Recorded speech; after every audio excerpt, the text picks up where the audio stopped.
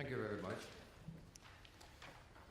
On behalf of INBio, our National Biodiversity Institute of Costa Rica, I wish to reiterate our profound gratitude to the Asahi Glass Foundation and to all those that responsible for our selection as winners of the Blue Planet Prize. What this award to INBio recognizes is really the result of our efforts to make a dream come true, a dream of a society living in harmony with nature, a dream that we share with many people all over the world, and certainly with many people here in Japan. And what I will present to you today is a summary of those accomplishments, which also represent what an organized group of citizens can voluntarily do for their country, thinking globally and acting locally. But allow me to make first a very brief introduction to the biogeography of Costa Rica in order to put in context our activities. Located in Central America, Costa Rica is a narrow land bridge between North and South America.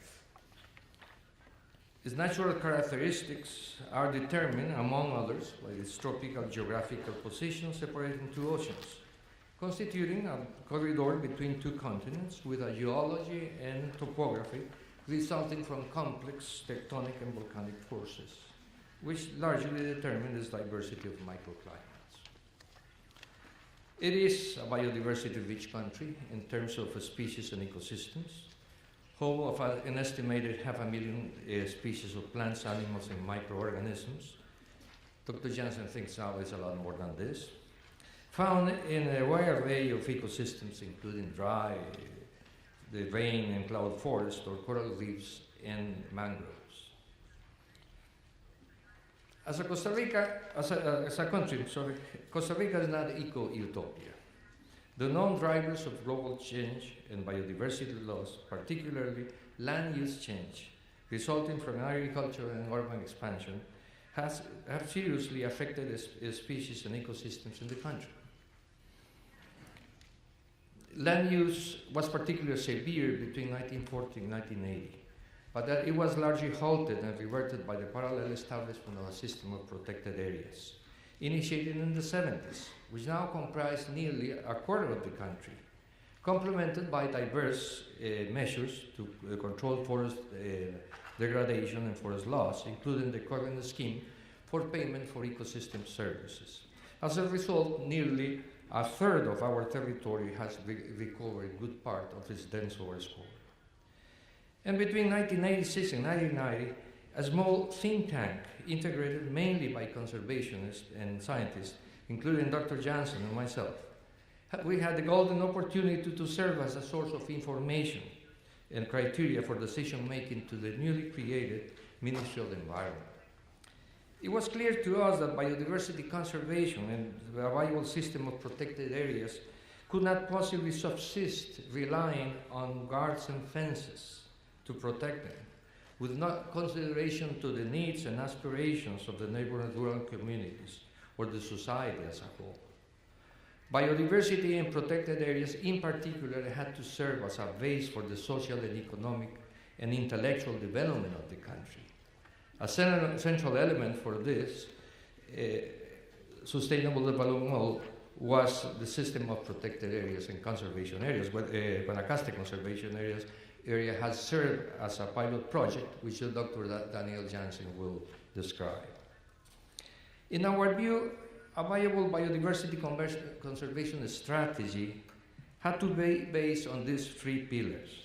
Say representative samples of the biodiversity in protected areas, and as much as possible outside them, know what this biodiversity is and where it is, and use it sustainably for a spiritual, intellectual, or economic development process. This idea is now a core element in the country's national biodiversity conservation strategy, which still needs to be fully implemented. The know part of the equation is a fundamental element, which, in our view, required an institution devoted primarily to generation, integration, and dissemination of information and knowledge. And this knowledge was to be shared with the government and governmental entities and society as a whole, in order to know what to save and what to use. And the idea of a creation of a National Biodiversity Institute was thus formally proposed to the government, but the idea was not considered viable under the circumstances of the moment. Thus, in 1989, a small group of citizens, a combination of scientists, conservationists, philanthropists, decided to establish INBio as a civil society initiative with big dreams, enthusiasm, motivation, although without money and other resources. And this was nearly 3 years before the Convention on Biological Diversity was subscribed at the Earth Summit in Rio de Janeiro in 1992. Local conditions were favorable to promote the initiative. We knew from previous national efforts and experience that most citizens agree with the basic idea that Costa Rica must seek the well-being for everyone in harmony with nature. Somebody said, and I repeat this very frequently, we conserve what we love what we know, and we know what we are taught. We had thus to make a singular effort to teach, to popularize knowledge in order to promote love for nature. And with these ideas in mind, the mission of the institution was conceived as to promote a greater awareness of the value of biodiversity as a means to ensure its conservation and improve the quality of life of human beings. But we didn't have a formal institutional example to follow, as a Biodiversity Institute of the nature we had in mind had not been established yet. We knew that under our conditions it could not possibly resemble a conventional academic entity or a classical natural history museum, although it had to be based on solid science and technological foundations. In the absence of institutional models we had the freedom to invent the flying machine, do a pilot project, and test it under the favorable conditions of Costa Rica. And I'm now using what analogy that Dr. Janzen usually presents.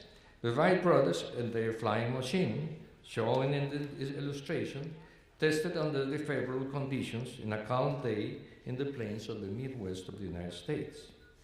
As in this metaphor, once the principles of the flying machine were established, different machines could be designed and adapted to fly under different conditions, as done with real-life aircrafts today. And we had the good fortune to find a patron, a benefactor, the MacArthur Foundation of the United States, who believed in our ideas and provided us with the badly needed resources to get the experimental organization started. But in addition, we knew we required and had to make a special effort to attract the international intellectual scientific collaboration, an essential element to our plans. This old warehouse served as our first laboratory and headquarters, and this is where the experiment started. The institution was conceived as entirely transdisciplinary or interdisciplinary, integrating biology and taxonomy, informatics, conservation, agriculture, education, chemistry, biotechnology, communication, and many other disciplines. And the practitioners had to be equally diverse. The individuals of many different geographical and social extractions, from rural communities to academic scientific entities, all working as a team, playing their role from forests to laboratories, design tables, political meetings, or international conventions. But all of them with a clear and shared view of our institutional mission.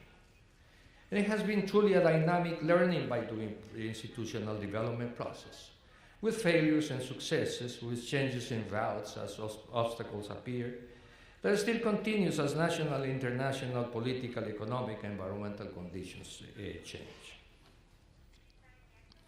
The institutional organization was designed with the explicit purpose to go, metaphorically, from forest to society, to generate our own information and capture pertinent information generated by others, to process this information and deliver it in different formats, adequate to the needs of different users for different uses.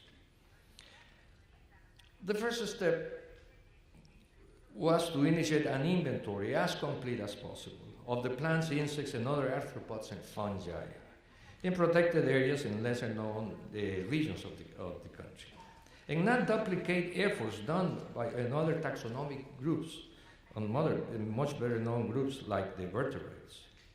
The inventory team, we call them taxonomic working groups, was composed of the parataxonomists, men and women of good abstraction, technically trained to work with autonomy in the field to collect, process, mount, and label the specimens. Dr. Janzen will explain that in great detail. Technicians and curators will continue the taxonomic process of classification in our central laboratory facilities. And then expert professional taxonomists from all over the world, we call them the taxosphere, willing to collaborate with the identification of the species and the training of and education of our staff. The results obtained are both social and scientific. An innovative learning by doing, hands-on inventory methodology was developed that makes ordinary citizens, the parataxonomists, and many others direct participants in the process of knowing and valuing the biodiversity of the country. You will see that beautifully explained in Dr. Janzen's presentation. It constitutes also a beautiful example of the so-called citizen science and shows how an ordinary citizen becomes bioliterate. And making the biological specimens easily available to taxonomic experts all over the world was an incentive to attract their collaboration in a win-win situation, facilitating the professional work, getting our species identified, and contributing to the advancement of the biological sciences. The summary of the results: a collection of nearly 4 million specimens, close to 30,000 species identified, around 4,000 species new to science, 30,000 specimens genetically barcoded, as Dr. Janzen will explain, hundreds of scientific publications, altogether the largest the library of the biodiversity in the protected areas in good part of the country, now in the hands of our National Museum. The information of the species and ecosystems generated by the inventory process and other pertinent information gathered by other institutions had to be integrated and interpreted in order to facilitate its access by different users for different uses.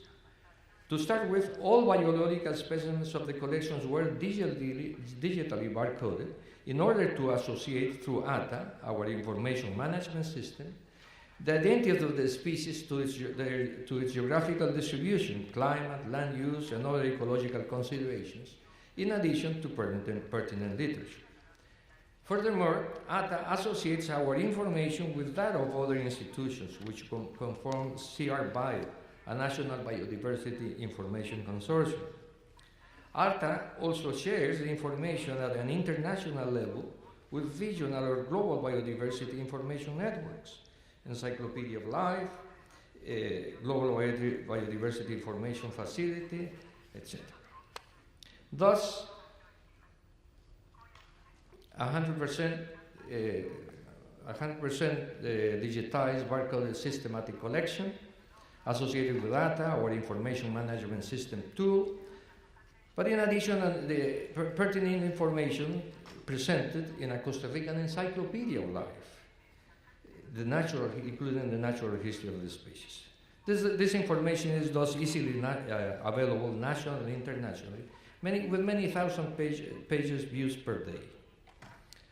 A major challenge continues to be how to promote bioliteracy in the country, how to educate society to make it aware of the value of biodiversity, to love nature. Different methodological approaches have been applied to formal and informal educational process. Practical trainings, in addition to the provision of printed publications, digital tools, media report, diverse approaches to put people in contact with nature, taking advantage of the learning by doing experience with the parataxonomists. The results: hundreds of teachers, tourist guides, entrepreneurs, communicators trained, a biodiversity educational recreational theme park, which has become a top national attraction, over 250 books and education materials published, numerous citizen science activities, biodiversity information for ecotourism, biodiversity information in public education programs, hands-on methodologies, popular biodiversity topics in the media, increased bioliteracy and awareness of the value of biodiversity. Biodiversity prospecting was pioneered in our institution with the purpose of making use of science, technology, and innovation to demonstrate how it is possible to access and develop biotic resources for economic purposes and use the benefits for conservation, scientific, and educational activities. The methodology is illustrated in this figure, which is modified from the Japanese biodiversity conservation strategy.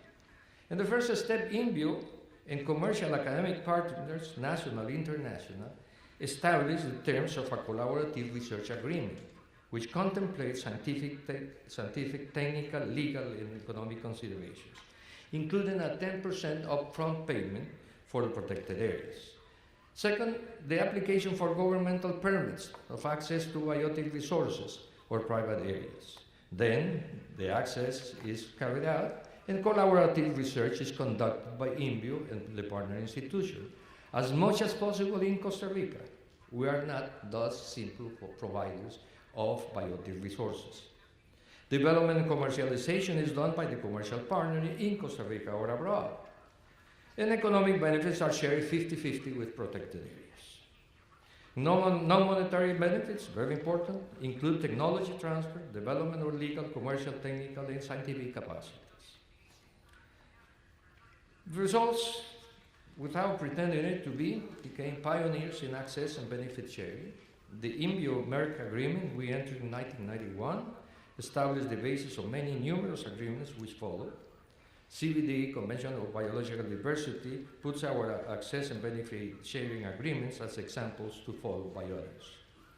Over 2.6 million in economic benefits shared with protected areas, patents, milestone payments established, commercial products are available in the market, showing the viability of the approach, promising ex situ microbial isolates and extracts collections with high information value added, scientific, technological, legal, and commercial expertise and capacity developed.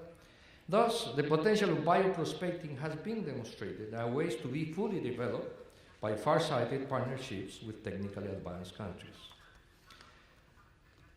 The objective of our biodiversity management initiative has been to promote, facilitate sustainable biodiversity use, the management and conservation of ecosystem services, both and outside protected areas.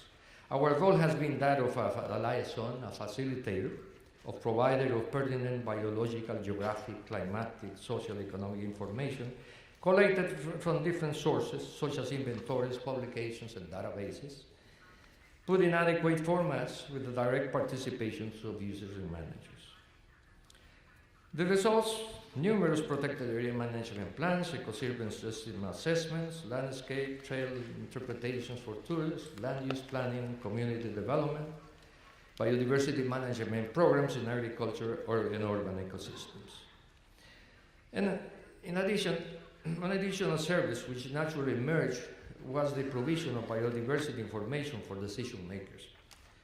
For the formulation, for example, of the biodiversity law of Costa Rica, which received the COP10 award here in Nagoya, the National Biodiversity Conservation Strategy, official biodiversity reports, conservation policies, the Harmony with Nature chapter of the State of the Nation annual report, and an independent assessment of the state of the country.